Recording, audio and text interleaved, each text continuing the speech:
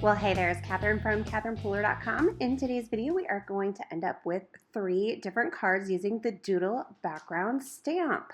So in this first card, we are inking it up with the VersaMark background. This is a clear tacky ink, and it will make a watermark if you stamp it on colored cardstock. But when you stamp it on cardstock, like I said, it's tacky, so it will, our embossing powder will stick to it. So we're just inking it up a couple times. Background stamps can be tricky sometimes to get a full coverage, so that's why I'm using my Misty and stamping it a couple times. I just want to make sure I get all of that gorgeous detail from the Doodle background. Now I am just adding Fool's Gold embossing glitter over the top. This is a really great, nice kind of goldy, coppery colored embossing powder with glitter in it. And then we'll grab the heat tool, heat it, and that embossing glitter will turn to a liquid and become a really gorgeous, glittery embossed background. We'll just funnel that excess embossing glitter back into the container. And next step is die cutting. We're going to add some detail. Yeah, I have a little spot right on there where extra glitter got where it wasn't supposed to. Maybe I can cover that up with a sentiment. But right now I'm using my tags, etc. die, and I'm going to send it through the Big Shot and cut out my layer for my card. Now I have a black layer here, and I cut the congrats die right out of the center. This is a paper saver for you, so I was able to cut out the sentiment and then use it for a black mat. I'm adding liquid glue, and then we'll adhere these layers together. And then I'm adding some more liquid glue to the congrats, and I'll just attach that to the front of the card. So for the next card, we're going to do a multicolored background. We're going to use All That Jazz, Lime Rickey, and Flirty Fuchsia. I'm a little obsessed with this color combo right now. The last video that I did use this color combination as well, and used a technique that I'm going to be working with at the end of or on the last card of this video. So I'm just adding my colors. I did the All That Jazz in the middle, and then I'm doing Lime Rickey and Flirty Fuchsia. And the reason I'm choosing the color combo in this order is because that is the way they appear on the color wheel or in the rainbow.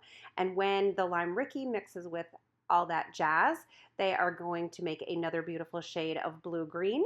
And then Flirty Fuchsia with All That Jazz is going to make another beautiful shade of purple.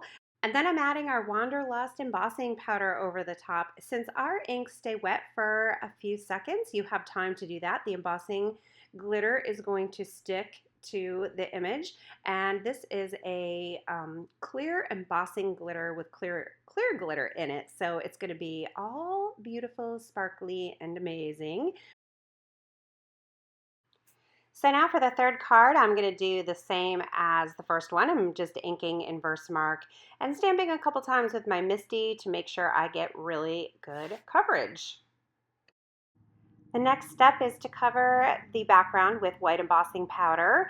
I have a giant jar of this because I don't want to run out. Emboss resist is my favorite technique, so I have that large jar on hand.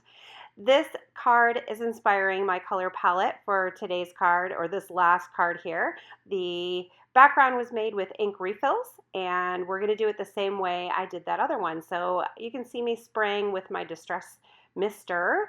I'm just doing the two, like the bottom right and the middle left, and I dropped Flirty Fuchsia ink refill onto it, and then you just let the water do the work.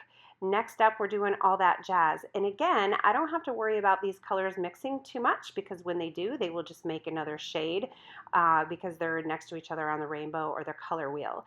If you look at the color wheel and you use colors that are opposite each other with a technique like this where they're going to blend, you're going to get mud. So when I do the Lime Rickey, I have to worry about it blending in with that Flirty Fuchsia. So I want to control that a little bit with a paper towel and make sure it doesn't blend too much because like I said, I'll get mud if I do.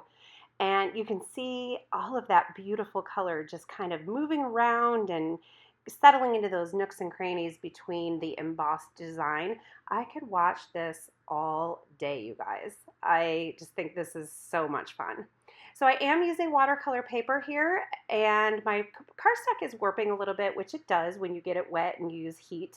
So I always like to put it on, you know, another card base or another layer to help flatten it out. But yeah, I'm just going to let it dry and then add it to a card front. So here is my finished card. It's all dry, it's die cut. I have my sentiment on there and a black layer. There are so many spots on this card where the color settled in and just looks amazing. Do you see why I love this technique so much? Look at that, the little pinky purple color settling into some of those petals.